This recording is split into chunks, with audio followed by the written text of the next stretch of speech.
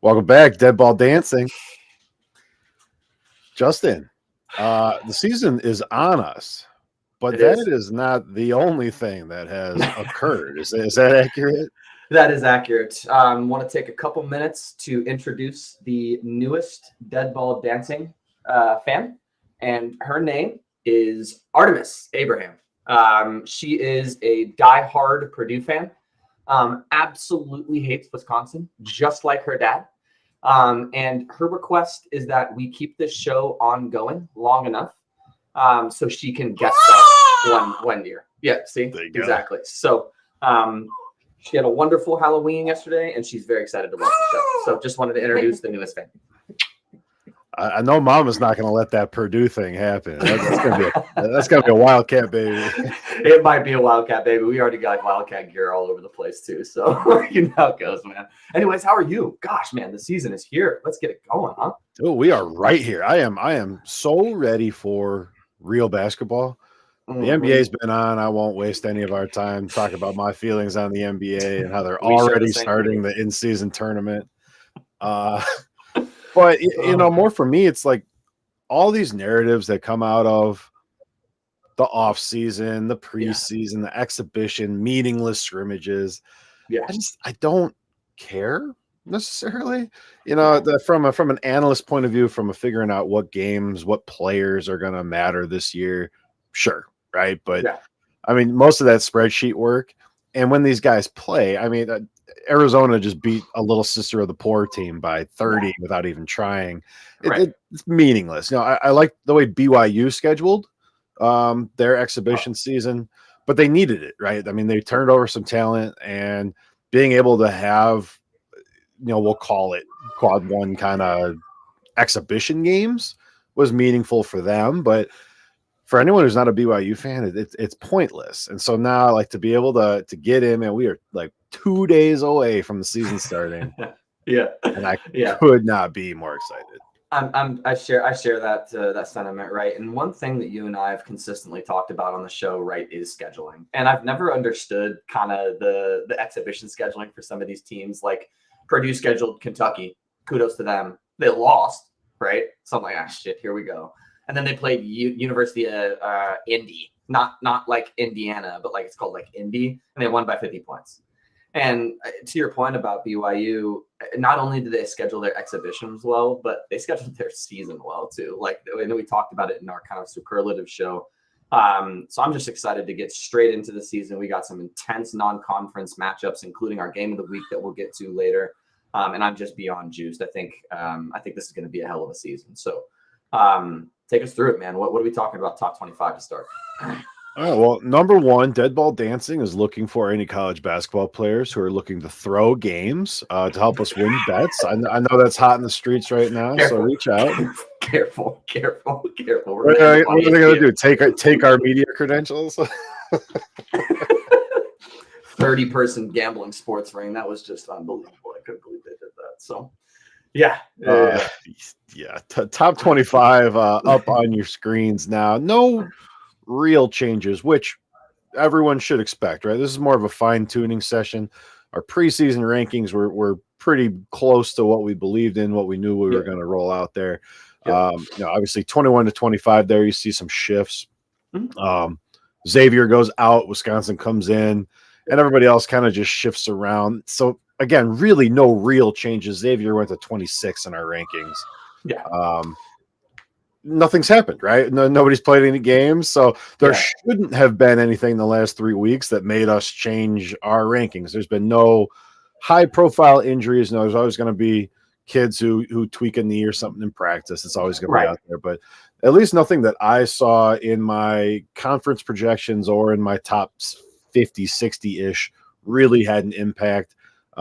Just kind of moving teams up and down as we see exactly how they're going to deploy. I know Wisconsin came up for me, and I know we'll talk on them a little bit more at length.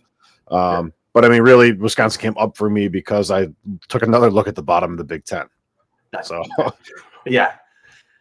I think we should start with your guys, right? I know you and I both kind of wanted to touch on Wisconsin. Well, I'm going to force you to start on your guys. And I think the movement into 24 here was actually caused by me. I had them I think a little bit undervalued because I didn't do enough kind of prelim research on their roster, who's returning, and their depth. And you know that I can't stand Wisconsin, but overall, I like good basketball. And looking at their coach, looking at who they're returning and their scheme, I actually think they're undervalued. And I'm going to turn it over to you in a second. But John Blackwell is a stud, dude.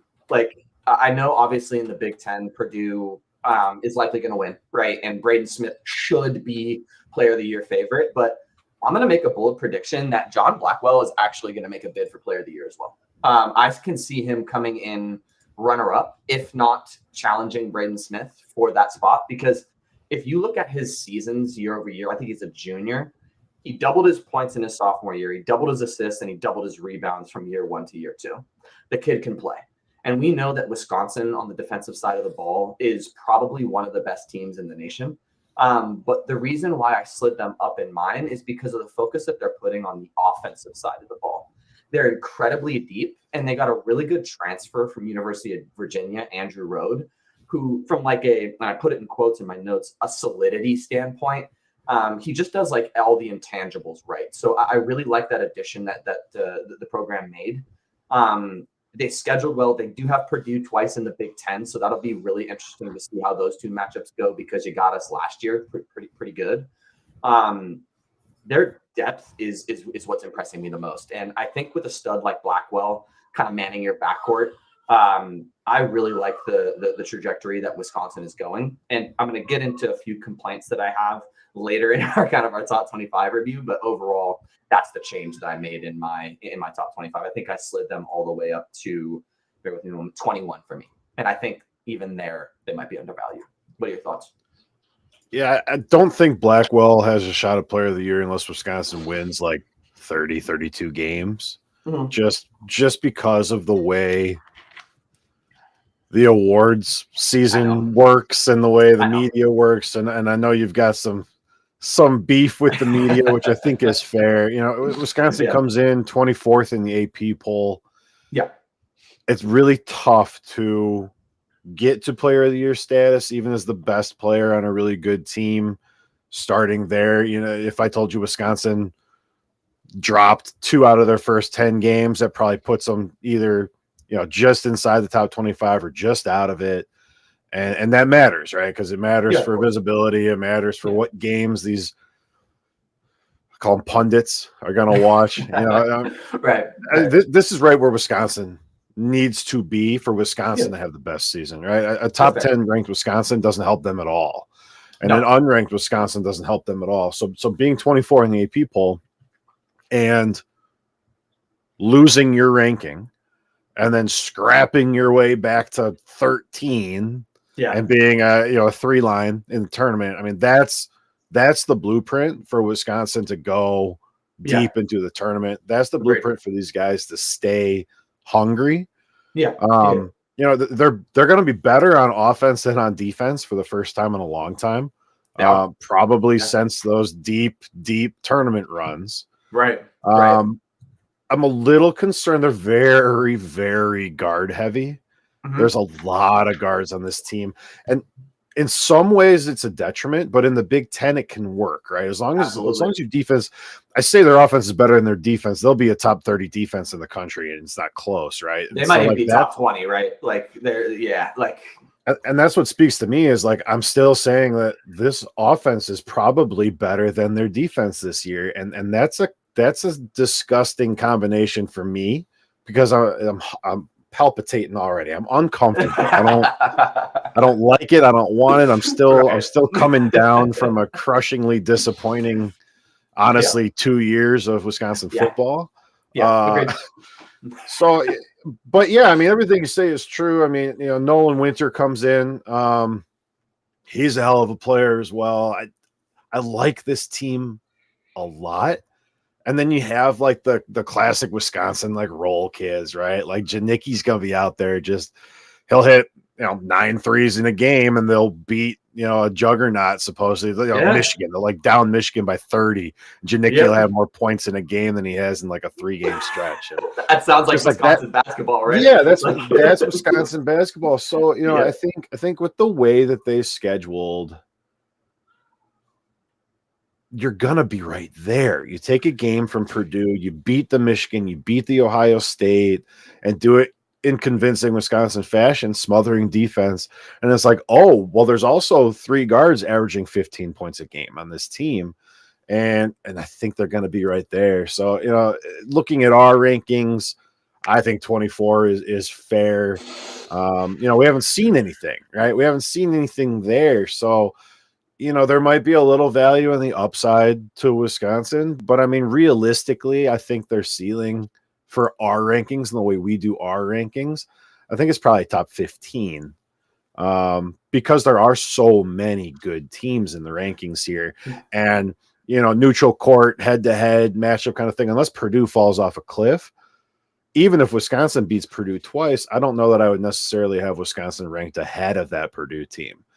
So I just think we play the games, right? We watch the whole season, we play all the games for a reason, and I'm trying to project out, and I think Wisconsin right around 15. Arkansas probably ends up there too. I'm thinking like the middle of the SEC, Arkansas, Auburn, maybe like a Louisville, Wisconsin. Those teams all feel similar to me.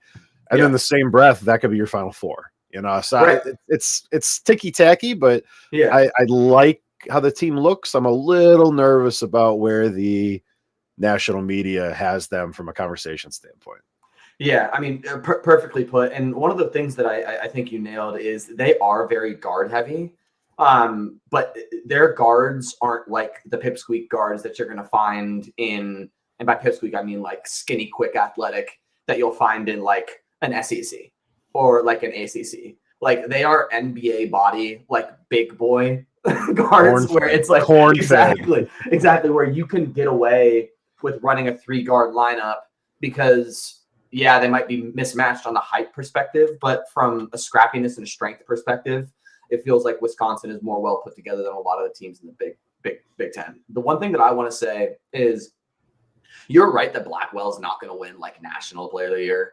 But if Wisconsin comes in second place in the Big Ten and has a win over Purdue, beats Michigan, they overachieved. And the only way that that's going to happen is if Blackwell plays his ass off. And I can see that happen. Obviously it's Smith's to lose, but for me, watching this kid play and improve, like that's why I'm so high on him.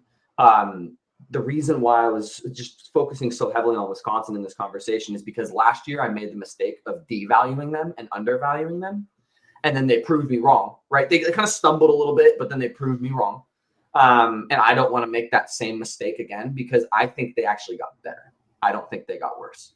So I'm keeping my eye on Wisconsin this year because as I'm looking at the teams that we have from the Big Ten in our top 25, I think they are better than UCLA. I actually think they might be better than Michigan State. So I'm going to be really, really curious to see where they end up. So can't believe I'm saying it, but I'm kind of high on Wisconsin this year for sure. Well, that was nail in the coffin. Appreciate it. And I'm not even trying to jinx them either. Like I promise, they're intriguing. Looking at this top 5, no change. Houston at 1, Purdue at 2, Florida at 3, BYU at 4, and Texas Tech at 5. In the last, I think it's been almost 3 weeks since our last show. Has anything really changed for you on the top 5? Do you feel differently about any of these teams? Are there any watch-outs? Not really. I think 1, 2, I think Houston, Purdue, Florida, and Texas Tech are going to pretty much be within the top 5 to 10 all year. I want to say like they might stumble, lose a game they shouldn't and fall to 10, but I don't see those 4 teams stumbling. One thing I will say, and I'll jump into my next bit here because you called out BYU. The Big 12 in the past couple of years has been a monster, right? And it for some reason to me this year, it feels like we're going to get a bit of a return to the mean. Iowa State's not very good. Baylor, not very good, right? Like there's certain Big 12 teams that I think are going to fall out of our top 25. I actually think that BYU's youth is going to play against them. So when we talk about our top 5 here, the biggest concern that I have out of those 5 teams is going to be BYU. They obviously have AJ DaVinci, who's, I believe, the number 1 prospect in the entire country. The kid can absolutely ball. But just because you're the number 1 prospect, like we saw with Ace Bailey, like we saw with Dylan Harper at Rutgers, it doesn't necessarily translate to team success. And I feel like in the new NIL era, we've seen kind of, and I apologize, I'm not going to go on a rant. We've seen kind of the 5-star and egos go to your head a little bit, and that's been detrimental to the teams that these kids have been a part of. So I'm going to keep my eye on BYU, and I'm actually going to keep my eye on the Big 12 in general. Right now, I have Houston, Texas Tech, BYU, Arizona, and Iowa State in my personal top 25. By the end of the year, and this is probably a bit of a hot take, I only think that there's going to be 2 and maybe 3 teams from the Big 12 in our top 25. And I actually think, Rick, that BYU might stumble a little bit. I'm predicting that Houston, Texas Tech, and U of A will be the only Big 12 teams in our top 25. I think BYU is going to be a show me, right? They scheduled very tough. They looked good in their exhibition games against the California School for the Blind. So they need to prove to me that they're legit and that their roster construction makes sense to go up against these Power 4 teams that are a bit more tried and tested than BYU is. So watch out for BYU this year, I guess, is my main call out in the top 5. Yeah, and I think, we talked a bit on our last show just about where some of these teams are sitting. We talked at length about Baylor. Yep. I'm with you. I don't think that the pedigree we've seen in the past is here with these Big 12 teams. Right. I have Iowa State at 35. Yeah. I have 6 Big 12 teams making the tournament. So, if BYU slips a little bit, one big call out for me this year is we have all this data. We have all this data from this new way of looking at the metrics from the competition committee, from the tournament committee. And we know that quad 1 wins is all that matters. Right. So if you're one of these big conferences, when everyone's doing well, rising tide, right? Get every single SEC team in the tournament because every single team is so damn good. But if a team like BYU or like Baylor falls off the face of the earth and loses a bunch of games that they shouldn't to the bottom of the Big 12, which is atrocious, awful, right? If you're dropping games to Arizona State, all of a sudden you're not a quad 1 team anymore. And then everyone who beat you doesn't have quad 1 wins. Right. And so if a team like BYU doesn't perform to the top 10 expectations, or a team like Baylor doesn't perform to top 25 expectations, or Iowa State really does come in 50th in the country, that might be the damn list, right? At that point, no one else in the conference is pulling down quad 1 wins because the conference is bad. So that's something I'll be watching. What does Kansas do? Kansas is a blue blood. Kansas will be there, and Kansas will make the tournament. But what if they don't?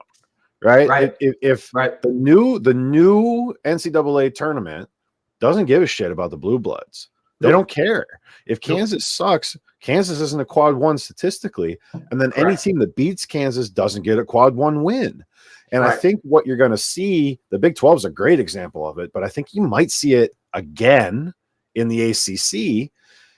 Is these teams aren't going to get in because you are playing your tough schedule, right? Your conference schedule, and the stats say your conference sucks. So that's something to watch out for, especially early in the non-con. If teams like Baylor and Kansas State and Kansas, who I know you and I are both a little worried about, if they don't play well in the non-conference schedule, we could be looking really early at a Big 12 that puts in a champion, and then everybody else is fighting for a couple spots at the bottom.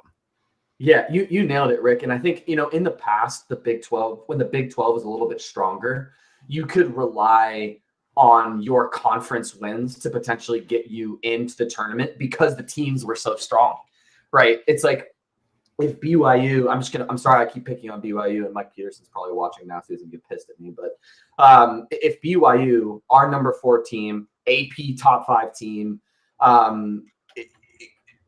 shits the bed on their non-con, right? And then they go and they finish 4th in arguably the weakest Power 4 conference that we have this year. They might be like a 9 seed, like maybe even worse, right? Because, looking at the Big Ten, looking at the SEC, a couple of these powerhouses stumble out the gates in non-con, but then run the gauntlet in their conference regular season or conference tournament. They're getting in because every team is a slog in those 2 conferences. Not the same for Big 12, not the same for ACC. So I'm a bit concerned about a few of these ACC and Big 12 teams that we have in our top 25, and I'm going to keep my eyes really locked in, specifically on BYU at 4 and then Duke at 8. Really interested to see what those 2 teams do this year. So really, really well put, Rick. Well, we're going to get into our conference rankings in a minute here, but let me ask you a question right there. Looking at the bottom, right, top to bottom, who is the worst Power 4? Is it the ACC or is it the Big 12? And I don't know what metric I want to use there. I don't know if teams in the field is relevant or not, but when you're looking at it, right? Like if we're sitting at the end of the year, it probably still is tournament bids, but I think these conferences are closer than a lot of Big 12 fans want to think. I actually think that the ACC is better. Let's look at, and we're going to get into our freaking media thing here in a second, but I'm not sure if, and let's just say the top 4 in the Big 12 are Houston, Texas Tech, BYU, and U of A, which I believe we have Arizona, at 19, right? So those are the 4 Big 12 teams. Let's not even talk about Baylor, right? So I think that SMU, who you and I have actually been relatively high on, but is technically a middle of the pack ACC team. Let's call them like anywhere from 6th to 10th out of 18 in the ACC, fair-ish, maybe a little bit higher.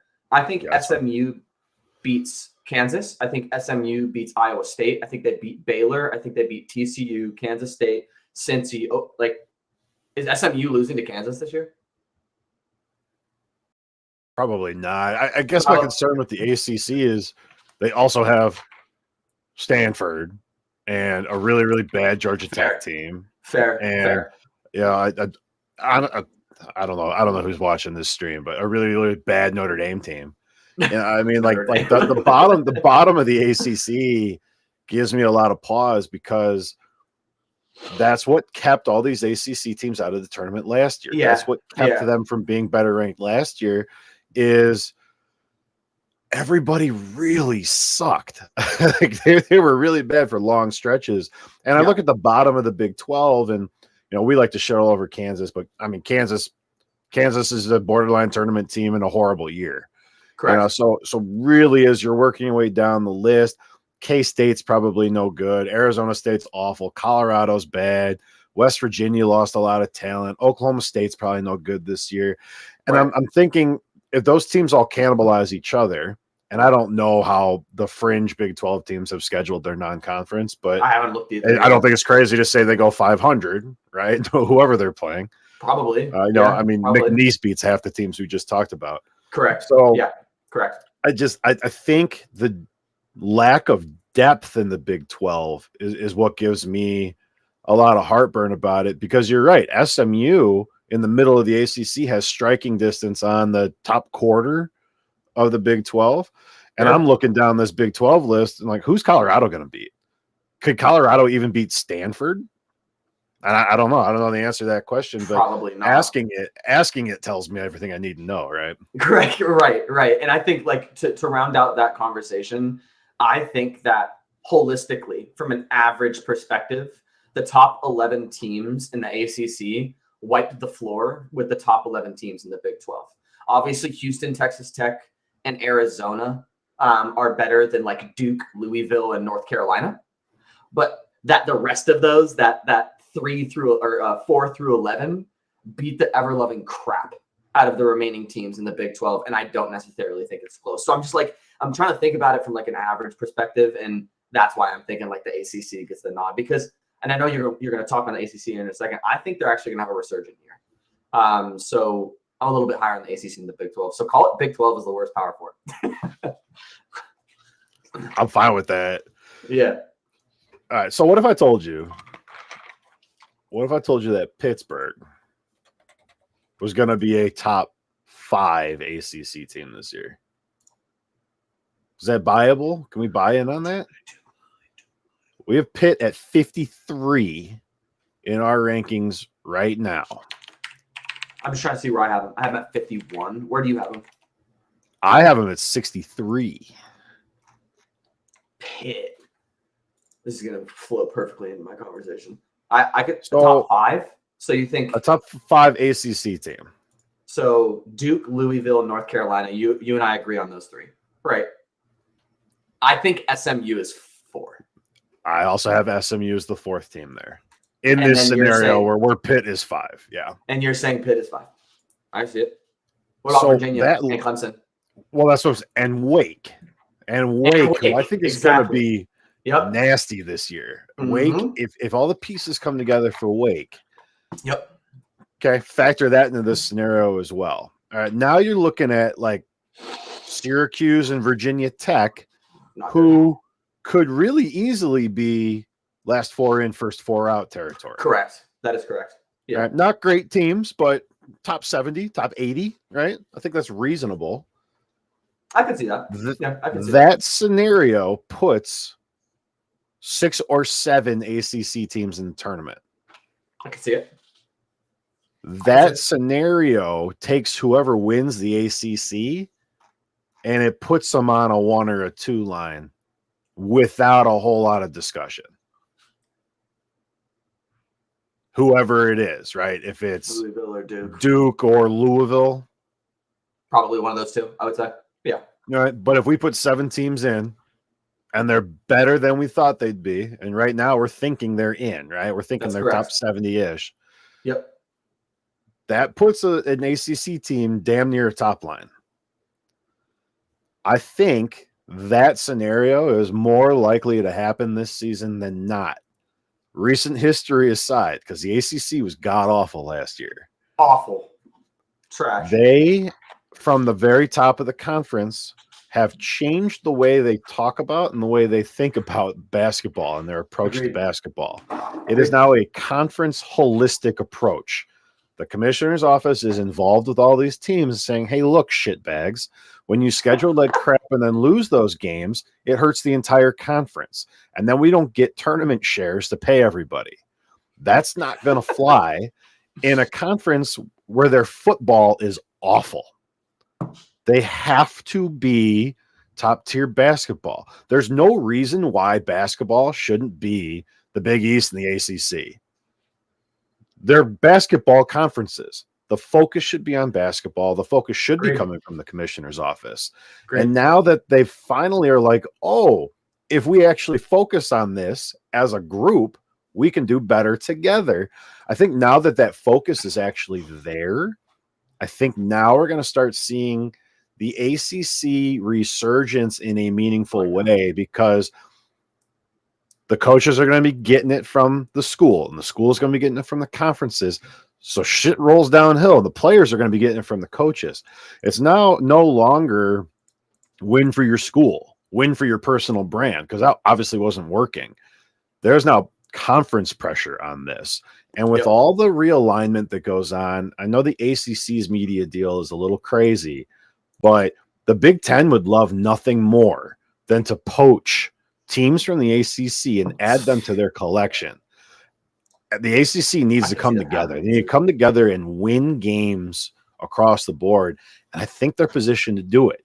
Give me 7 ACC teams in the tournament and give me an ACC team as the number 1-2 line. Number 1-2 line. 5 overall. Oh, yeah. I could see that. I don't think they'll get a 1 seed unless like Duke or Louisville just like runs the freaking gauntlet. Yeah, like just snaps in their non-con schedule and then just runs the table and in their conference schedule. I'm with you. I'm with you. I think Duke, Louisville, and UNC, unfortunately, are pretty confirmed to get in the tournament this year. I think the same thing about SMU. So there's my top 4. Wake is going to be a dog this year, in my opinion. There's 5. And then if your conference is successful, you, in my opinion, have 3 teams to choose from: Virginia, Clemson, and Pitt for that last 2 spots. Interested to see how it goes. We kind of saw the ACC pick it up towards the end of last year. Like, in my opinion, the ACC tournament was more fun to watch almost than the Big 12 tournament. So I'm excited to see, what the conference does. And I think you nailed it. I would not be shocked that if the ACC had a shitty year in basketball, if we don't hear conversations and rumblings about like a Louisville going to the Big Ten or something like that. So yeah, it perfectly put. All that conversation before was Florida State and Miami. It was from a football standpoint would be chef's kiss. UNC fits too. But I don't know if North Carolina leaves the ACC. That would be pretty wild. I don't see North Carolina leaving. Yeah, FSU. Let's do a trade. We'll take Pitt, and they can have Penn State. Deal. I can't stand Penn State. I can't stand Pennsylvania in general. But we'll take Pitt though. Yeah. Quickly before I go on, kind of a complaint ramp here. We really want to touch, and I know you have a little segment on this as well. Is I think that I'm just going to lead perfectly in. I think Auburn, we're going to see a little bit of regression this year. I didn't know this, but did you know that Bruce Pearl left? I literally just found that out this morning. Bad on me for not being I'm supposed to be the elite ball knower. Had no idea. Had no idea.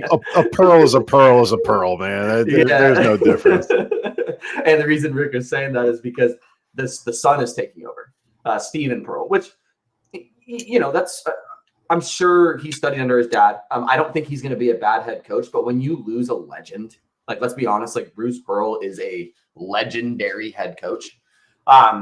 Changing of the guard at head coach is going to cause some issues in the program, but especially one of that stature, I think Auburn's going to struggle a little bit. We saw them kind of falter against a really good Florida team in the tournament.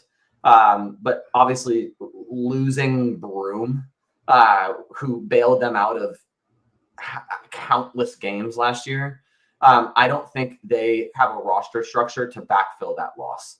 So I'm going to be curious to see, if Auburn slides for us. Right now we have them at 14. Again, and I don't mean to pick on it, like if Wisconsin and Auburn played, like I'm not sure Auburn wins that game. So I think we're going to see a bit of regression in Auburn this year, especially because I do think the SEC, the bottom half of the SEC has gotten even better, in my opinion. Like the SEC is a bit more wide open, I think, this year than it was last year. So I'm going to be curious to see how Auburn handles that pressure this year, because 14 is about right, I think, right now. They start stumbling. They go 2-2 in their first 4. I don't know who they're playing. I'm going to look their schedule up really quick. Really quickly, sorry. I mean, they have Houston, their 4th game of the season. Like they might lose that game by like 30, in my opinion. Yeah, that's a non-exempt. I think that's one of the tournaments. Yeah, and then they got Michigan. Like they have a really tough schedule. Houston, Michigan, Purdue, U of A, Texas A&M, Arkansas. Like they scheduled very tough this year. I don't think they'll be in that 14 slot very long. So I just wanted to make sure that we called that out. Because I think they're going to struggle.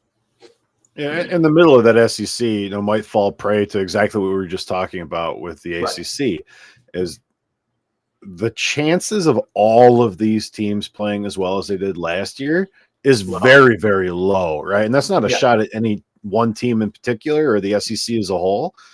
It just too many data points, right? 14 SEC teams are not all going to play as well as they played last year. It's not a crazy thing to say.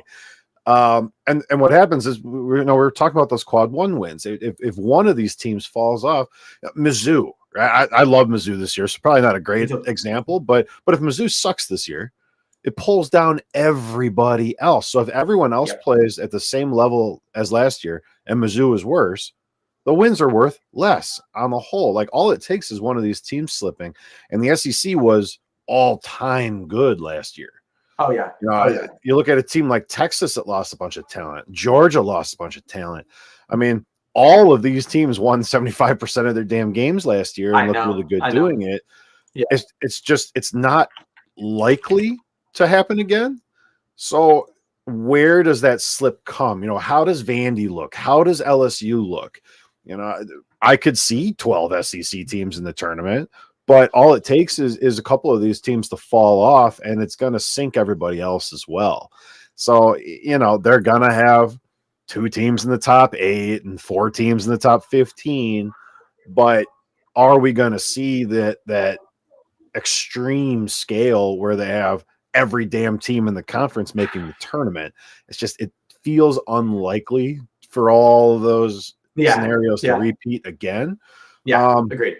So where I'm focusing is look at 13 through 15 in our rankings. I mean, hell, Tennessee at 16, at 17.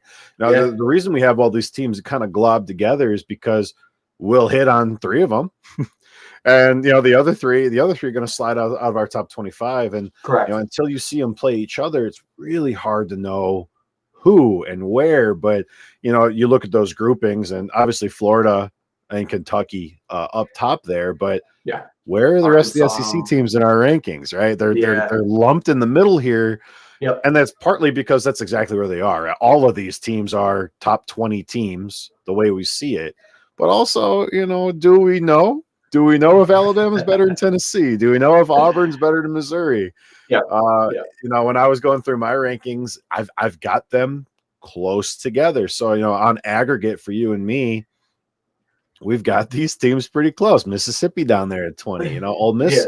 Ole Miss. If Ole Miss ended the year top 10, it wouldn't shock me. No, but just everyone having the kind of year they had last year isn't going to happen. And so that's a point for me to be like, hey, get this right in your head, because we can't have all these SEC teams stacked at the top. It's not going to happen. And I think we kind of tried to portray that, because if you look at literally 13, 14, 15, 16, 17, it's 5 straight SEC teams, because you and I have 0 clue where to put them. So I think, what they put in the tournament last year, 14 teams, 15 teams? It was 14. That's probably not going to happen this year, right? Like, I can see them maybe putting in 10 to 12, and then potentially the Big Ten making up a little bit of that gap, or the ACC, like we just talked about, making up a bit of that gap. So going to be interesting to see how the SEC turns out.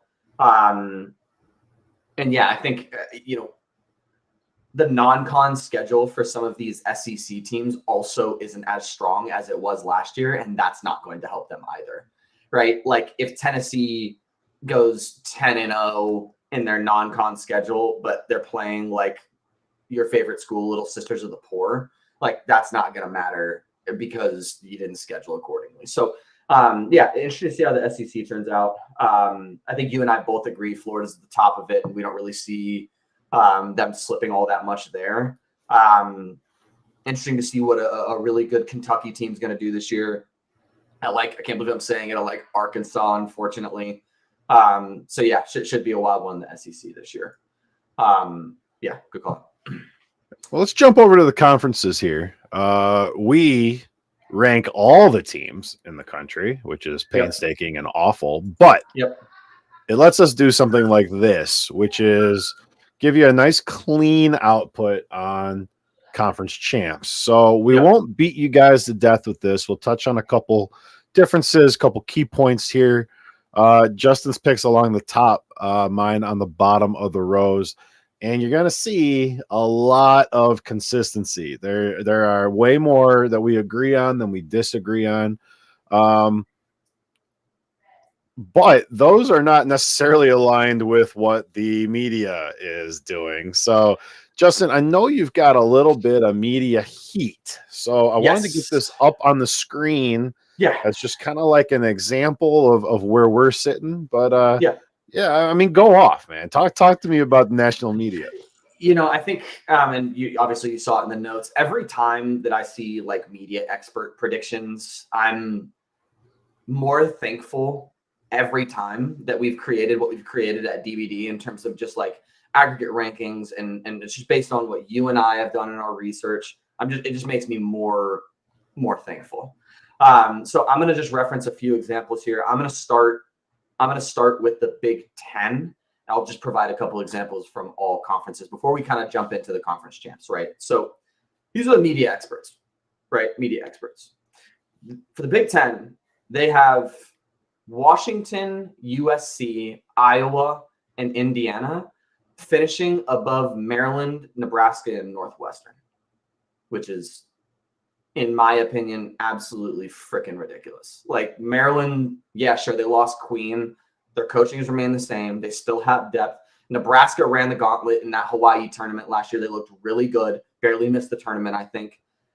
Washington and USC have added nothing, and these experts have them finishing before tried and true and tested teams like Maryland and Nebraska. Ridiculous. Okay. Big 12. TCU, Kansas State, Cincy, Oklahoma State, Utah, Colorado, and UCF are better than West Virginia.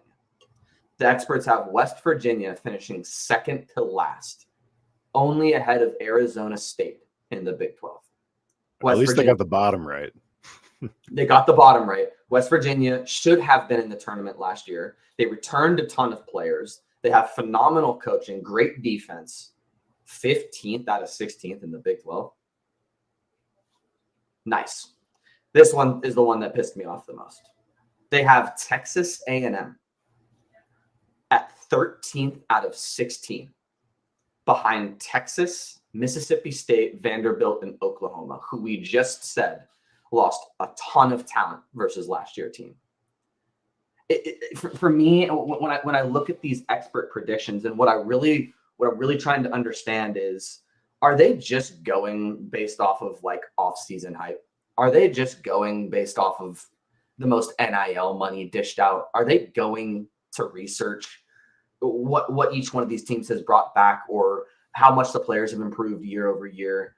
It frustrates me because when the media spouts all their crap, it's forcing a lot of the people who are trying to get into basketball to be very confused, because when it doesn't come into fruition, and Texas A&M, who you and I agree is probably a top 17, 16 team in the nation, when they're all of a sudden unranked in AP and then quickly jump to 10th because they're running the gauntlet, new basketball viewers are like, well, what the hell is going on, right? So it just frustrates me to no end that they seemingly don't do their research, and some of the rankings that they have are just insane this year. So apologies for kind of going on a rant there. I mean, the same thing's happening with the ACC. Miami, Syracuse, and Notre Dame are better than Wake Forest this year.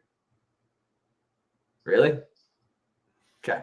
So that's what I'm saying. Not mine either. So I'm really curious to see how these preseason picks by these experts pan out. And I'm going to be tracking them. Like, I'm going to be tracking week over week how much these are changing, because I want to make sure that I'm calling them out in whatever platform we have. So let me stop there, and we can go over the conference champs now before I get pissed off again. Yeah, well, I mean, we'll publish these, and feel free to keep us honest as well. I when I'm building this board, I'm thinking of College Game Day, when they say screenshot this, and they all pick the same team, and then that team loses. Having those teams at the top, right? We think we know everything. I mean, Duke, Purdue, Houston, Florida are the best teams in their conferences. I don't think that's a crazy thing to say either. The chances of all four of these teams winning their conferences is kind of slim. So that's my call out for the viewers, is like, this is still projection, right? We like to think we're grounded a little more in reality than the national media, but we're also not crazy, right? Like, the chances of all these hitting are slim to none. It's like going to your sports book and parlaying all of these. It's going to give you crazy odds because it's very unlikely to happen. Correct. I'm actually interested. What your thoughts are as we look at our conference champs on the top box there, right? Out of the Power Four, ACC, Big Ten, Big 12, SEC, which do you think is most likely to not occur? I have my pick. For me, it's Purdue. I think the top of the Big Ten and the way the Big Ten season plays out, I think Purdue can be the best team in the conference and still not win the tournament bid. The Big Ten tournament is absurd. And they're going back to putting all the teams in it this year. So all 18 teams are going to be in the tournament. So I think when I think about the flow of the season and the way these teams auto qualify, I think the least likely to happen out of these 4 or 5 here power conferences is Purdue. Michigan is close, right? We talked a lot about Wisconsin today. Michigan State is a really, really good basketball team, and we see it every couple of years in the Big Ten. Illinois, a team that has no business being the conference champ, goes on a heater and wins the conference tournament, and then loses their first round game or their second round game in the big tournament. So I think that's the one for me that would be statistically least likely to happen. But I have Purdue as my pick because I think they're the best team in the conference. I don't blame you. The Big Ten is obviously, in my opinion, I would argue is on the same level as the SEC this year, potentially, if not better. So I don't necessarily disagree that they're definitely at risk. My pick is actually going to be Duke. I think we've talked a lot about the ACC, and I think the ACC is getting better. And obviously, you lose Common Malawak, you lose Cooper Flagg, 2 huge pieces to your success last year. Obviously, they backfilled it with the Boozer twins, who look, I got to be honest, pretty incredible, and they play a really good brand of basketball. I still think teams like Louisville, UNC, SMU, and Wake Forest have a chance to knock off a Duke team that looks a bit more vulnerable this year. So my pick is going to be Duke to potentially falter towards the finish line for the ACC. So how about the little guys? Any call outs for the little guys? I got a couple. Anything from you? Nothing really shocked me, right? When you start to get down to this level of basketball, there's a couple teams in each conference who have a legitimate shot, and there's a couple conferences where it's really just one. One that I did want to call out was the Tommies. The Tommies coming out of the summit there. Young team, fun team. Obviously, we both have them picked, so I won't waste a whole lot of breath on it. But if you're newer to small conference basketball, you could do a lot worse than cheering for the Tommies all year this year. That's going to be a lot of fun. Yeah, great call out. So the one that I actually want to call out is going to be the Redhawks, Miami of Ohio. I think they looked really good towards the end of the year last year. I'm trying to pull up their stats because they had some surprisingly decent stats. Yeah. So just to give you an idea of Miami of Ohio, and in my opinion, they returned some really good guys. Decent recruiting class for a pretty small conference, right? 60th in points scored last year, 26th in field goal percentage last year, 15th in 3-point percentage last year, 22nd in 3-point made last year. The Miami of Ohio Redhawks are a fun, dynamic, quick-paced team to watch. And I would love to see them come out of a improving MAC conference in 2026. So excited to see what they do there as well. One thing that I found was interesting is the Midwest Conference. I picked Colorado State and you picked Utah State. I love Utah State. You know that I was high on them last year. Again, I think Utah State is the best basketball team in Utah, which is going to piss off a lot of people. But Colorado State obviously made that tremendous run last year. And I'm not seeing enough from the other teams in the conference to knock off Colorado State this year. So I'll be interested. I'm keeping my eye on that Midwest Conference because they had a few teams in the tournament last year that looked pretty good. So keep my eye on You that. did it. You did it twice, so I got to correct you. Mountain West. What did I say? Midwest. I was gonna let it go, and then he did it again. Damn it, Mountain West. I don't even know. Is there a Midwest Conference? Why did I say that? The MAC is the Middle American. Jesus Christ. Anyways, Mountain West. The Missouri Valley. MVC. Yeah, the Red Hawks.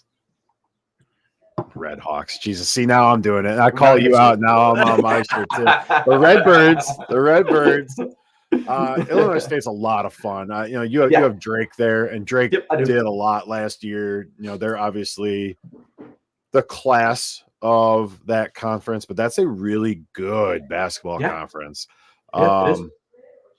They're fun to watch. So again, as we're talking to newer viewers or people trying to get into small conference basketball, look at the Valley conferences, right? The Ohio, the Missouri. Check out the MAC. Check out the Horizon. Yep. Sun Belt basketball is really, really fun. The Big West. You called it Fun Belt. Yeah, the Fun Belt, baby. Come on. God. Did you see? So Conference Someone's USA. Gonna try to look that up, Rick. They're gonna be like, "There's no Fun Belt conference." Fun Belt is Sun Belt. If you Google Fun Belt Conference, you will find your way to the Sun Belt Conference. That's awesome. CUSA Conference USA started doing football weeknights branded, and so you got MACtion, right? I think everybody knows about MACtion and how fun that is. Conference USA, they're doing weekday CUSA. It's not even a hashtag. It's just printed on the fields.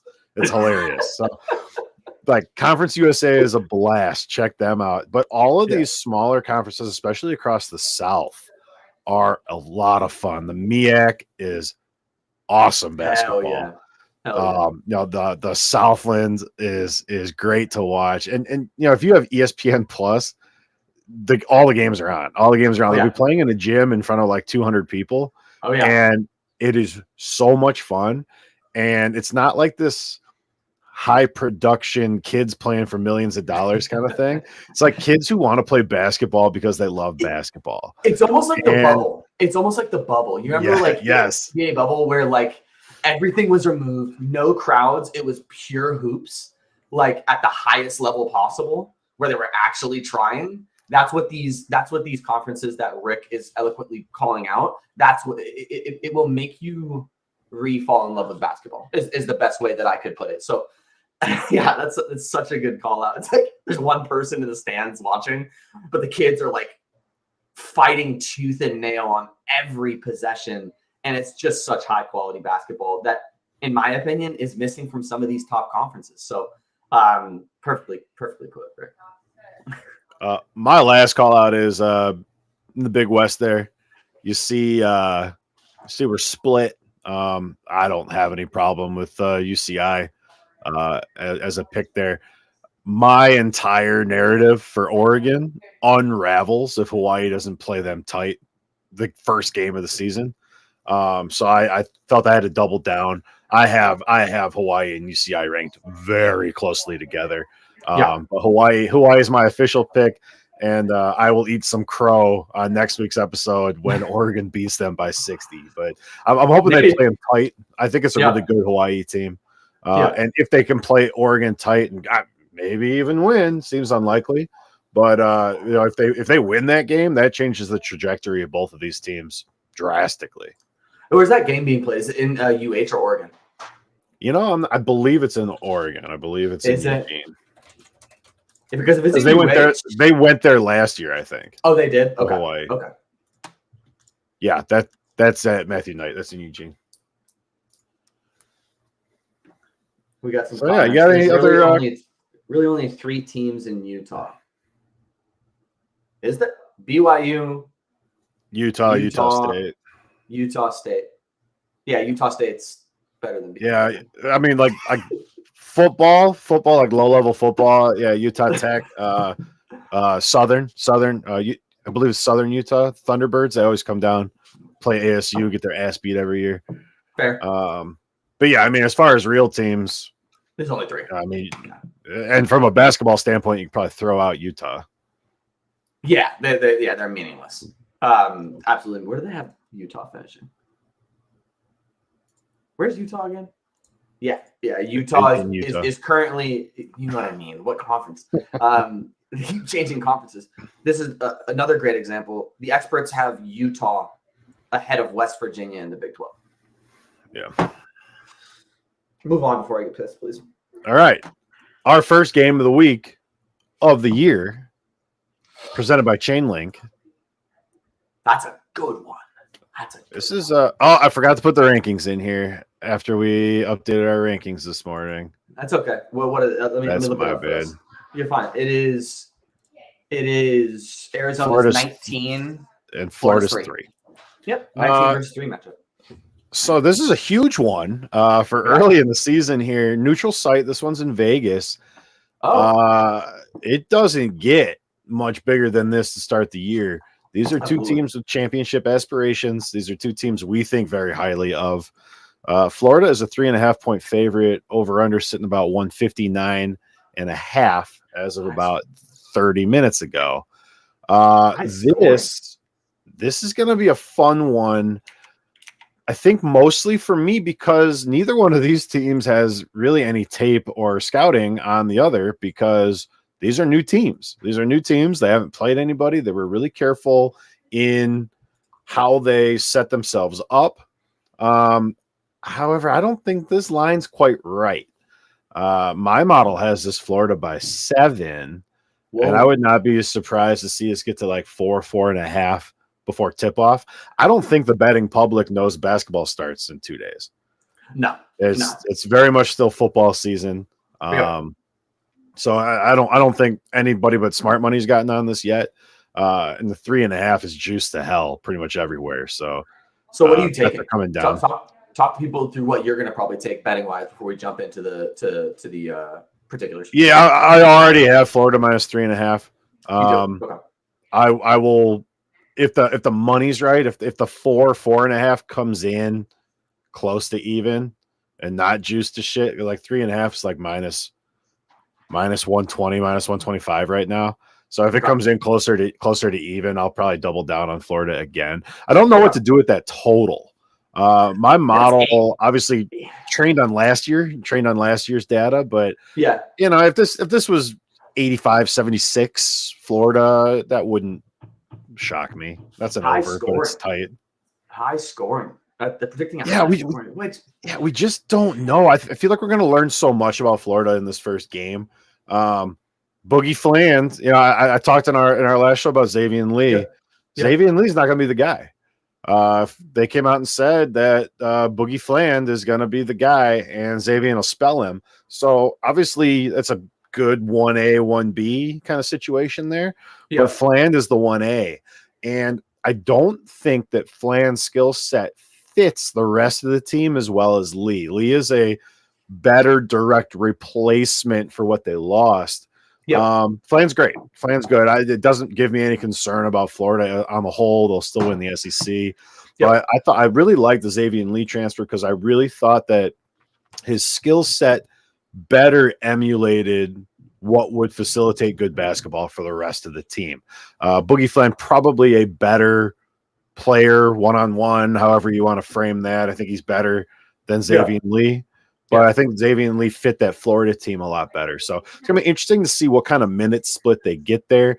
Fland should be able to play 75% of the minutes, no problem. So, does Lee come in with some of the twos? Does Lee only spell Fland? And I think we're going to see all of that right off the bat here because Arizona's a big-time opponent. And Florida's going to have to put everything out on the floor to win. Another big call for me is Alex Condon's back. The last time we saw him, he was not right. He was not looking right. That Florida team got lucky that they played as well as they did at literally every other position because most teams can't survive having an Alex Condon caliber player hurt. And obviously he gritted it out. Good for him. He's a hell of a player. But he's back. He's healthy. This Florida system is identical. Yeah, and then that's why I speak to Boogie Flan being I'll say detriment. I mean, he's a phenomenal shooter. No, I know what you mean. Yeah. But it's not exactly the same, right? So I think it doesn't matter. I think the system is clean enough where Florida can get in here. Yeah, I still think it's Florida. I have some more thoughts on Arizona, but I'll let you slide in. Yeah, touching on Florida real quick. Like, I think their biggest concern is they have to stay out of foul trouble. We know they're prolific. We know their offense is arguably one of the better, let's call it a top 5 offense in the country in a SEC conference that is very tough. But U of A has a knack for getting teams and their respective star players into foul trouble. They were 17th in free throw made and 40th in attempts last year. And Florida is prone to fouling. They were 209th last year in opponents' free throw made per game. So it's kind of U of A's strength versus a little bit of Florida's weakness that I'm going to be keen on for keys to the game for Florida. And, you know, a couple of notes that I had is I want to touch quickly on Condon because you brought him up. I think Alex Condon withdrawing from the NBA draft was gigantic for Florida this year.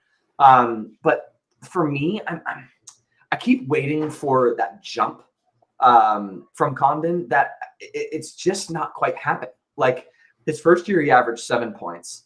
And then his second year last year, he only averaged 10. And you compare that to star-studded players or improvements that you want to see from star-studded players like a John Blackwell out of Wisconsin, I apologize, who doubled across the board. He just doesn't, like, he's very good. He's going to be a centerpiece of their offense, but I'm looking for him to come out in this game and prove that he's the Alex Condon that we've been waiting for all of last year. Who's replacing Clayton? I think it's going to be Lee. But the thing is Zaven Lee, who's a 20-point per game guy, SEC is much different than Ivy League. And playing U of A in your first game on a new team is not necessarily going to be easy because U of A can play some defense. They got big bodies. So I'm going to be keen on what happens with Lee and if he can fill the shoes, right? That was Walter Clayton. And then for me, Florida needs to be efficient in this game. They were 26th in the country last year in 3 points made per game. They lost Clayton. Who knows where they're going to be this year? Exploit Arizona, who was 309th in 3-point defense last year. If they start firing threes in the first half and they're shooting 45% from distance, this game's over, which I can see happening, right? So those are my kind of keys to success for Florida before we kind of get into U of A. So couple of things need to happen for sure. I look at this Arizona team and no Love, no Bryant, no Lewis. They lose like 66% of their minutes. They lose like 66% of their points.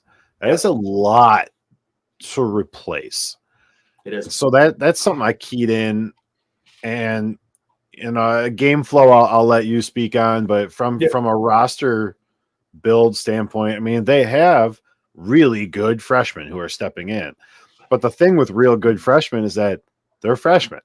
And trying to replace 70-ish% of your scoring with freshmen and all these foreign kids. I wanted to shit on Arizona so bad. I want to be like, oh, recruiting must be going great because they have like 9 foreign dudes on the team. And you look at the team and recruiting's going very well, right? They're recruiting really well and they're grabbing all these foreign kids. Yep. It's like, okay, I forgot that Arizona has been good for a while now, and they can do that and reload. But I'm looking at the list of names. I'm like, well, they can't be losing recruits to Arizona State because no one wants to play for Arizona State. Right. And then you get a little deeper into it. Man, they got all these hot freshmen. And it's like, as an afterthought, like you got the good James son. Like Bryce James is on this Arizona team. And they might redshirt him because where the hell is he going to play? Right. And it's like, I know he's a little more raw, but like, give me Bryce over Bronny any day of the week, man. Like shooting hoops in the driveway. I remember seeing one video and like Bryce shooting the lights out, and like Bronny's just like texting on his phone. It's like, yeah, give me the kid with the glasses, man. Yeah, and I think Bryce is obviously the one, right? Like 6'8", like the kid can play. For me, the keys for Arizona is you have to come out of the gate strong because you will not have the chance in the second half. Last year, their first half offense was prolific, 7th in the country at like 38, almost 40 points per game, versus a vulnerable Florida first half defense, which was 106th in the country in points allowed. So you start kind of looking at the keys to success. If you do not go into the half with the lead against Florida, you could potentially lose by 40 points to Florida. I'm not kidding. And I think that's my concern, right? Is they were really, really good last year, and now it's all freshmen, right? And we talk about how Florida is the same, right? Like obviously you lose Clayton, right? But Flander, Lee, I mean, close enough. So like that gives me a lot of concern because can they be that prolific first half scoring team? Right. And I think with some of the freshmen they have coming in, there's a chance, but they're raw. To your point, like what you just said about Bryce James is they're raw. And that's one of the call outs that I have is these 5 stars, Burries and Koa Pete, obviously Koa Pete from Arizona. How are you going to perform versus the ultimate juggernaut, right? Florida is the ultimate juggernaut. They won last year. They were the best team by a long shot. I think that Koa Pete is going to be the difference maker. I'm not sure that Florida has the bodies to throw at 6'10", 240-pound freshman who is as skilled as we've seen Koa Pete be in all of the AU tournaments and in high school. So, and the last point that I have is Tommy Lloyd, man. What a phenomenal, underrated head coach that U of A has in Tommy Lloyd. And, he has 3 Sweet 16s in first 4 years as a head coach. He has the pedigree to beat a top 5, top 10 team like we saw last year. I think that if Arizona goes into the half with the lead, they can do enough to slightly slow down this insane second half team that Florida is at 45 points per game in the second half to close out the game.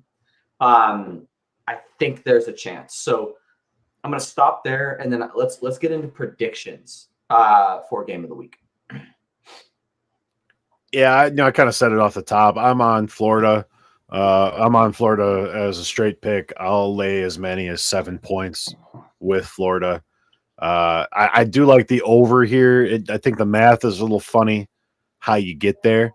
The only other bet that I had was Arizona money line first half. I think they will go into the half with the lead. And I think Florida grinds them out on the back end. So those are my picks for this week. Yeah, I like it. And I think it's probably the most realistic scenario, just given the fact that Florida has remained mostly the same. And they were the 3rd best second half team in the country last year. I'm going to go with a bit of a shocker, actually. I'm going to take U of A. I think they're going to go into the half with the lead. And I think we're going to get a huge game out of the freshmen Burries and Pete to close out Florida. I actually have this being a grinder rather than a you and I are kind of opposite. It's just kind of feel the feelings that I'm getting.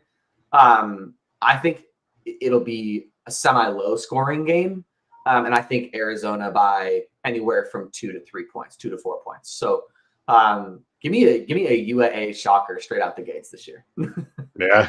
I mean, well, and it would shift some of the balance, right? I mean, a Florida team that can't win a perceived tournament style game is a very different Florida than one that comes out and beats Arizona on a neutral site to start the season. Agreed. And that's the big thing here is we're going to learn a lot about both of these teams in this first game because you can't just kind of pussyfoot around it, right? You're playing a real team. So whatever you deploy here should be representative of what these coaches are trying to do for the season. And I think that's what I'm excited for. Give me meaningful games early. I mean, also give me the 6 a.m. bullshit games from the smaller conferences because I love that. Me too. Me too. But being able to have a game like this really, really early in the season is meaningful, and I think we're going to learn a lot more than we would in a normal year, because normally there's a couple warm-up games and then you play your exemption, and so I'm excited. I'm excited to see what these teams can do. It should be a great year. Absolutely.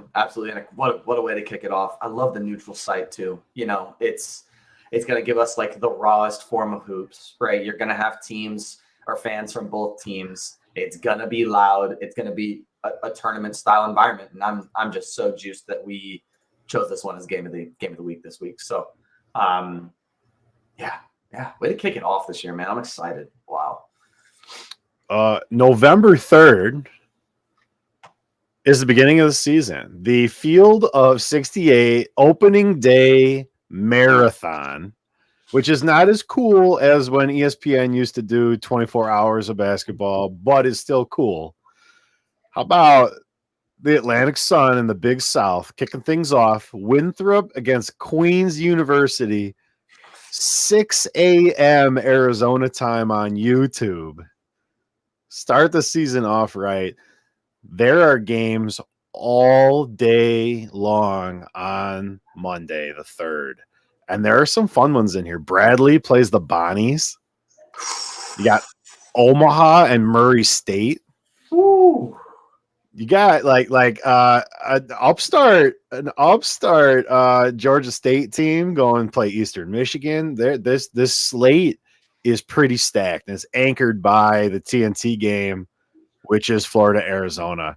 And I am so excited for the season to be here. I'm excited the next time we see you guys, we'll have real games that we can recap. We will have changes in our rankings because Wisconsin plays Campbell, and who knows what'll happen fighting camels.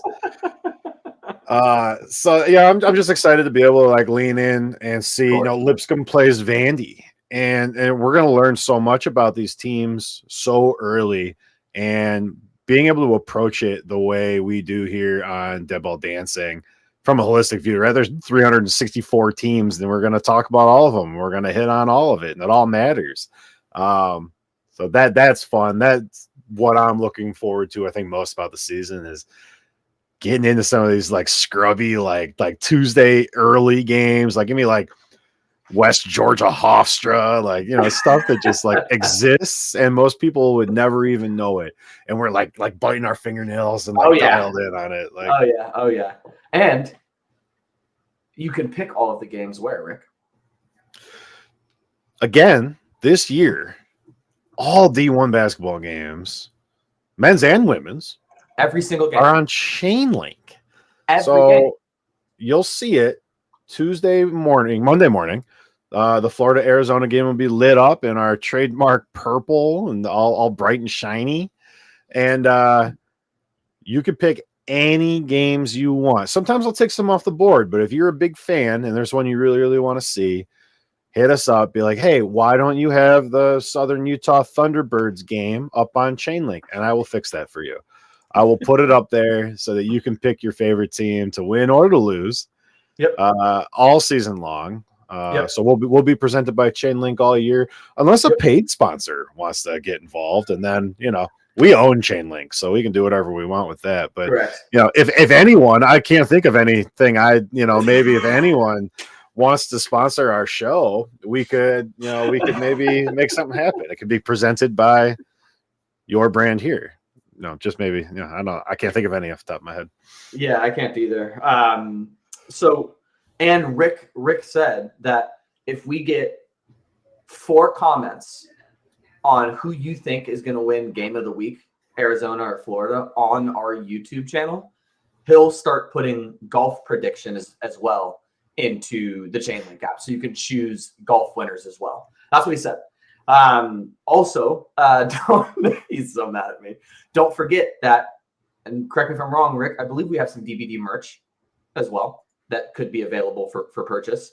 Great Jump tumblers. on Coffee fan. club602.com, and all the merch for DBD is up there. If you have new ideas for merch, drop me a line. Not opposed to building anything out that fits the brand, and our brand's pretty free and loose. So Awesome. we do bikini tops.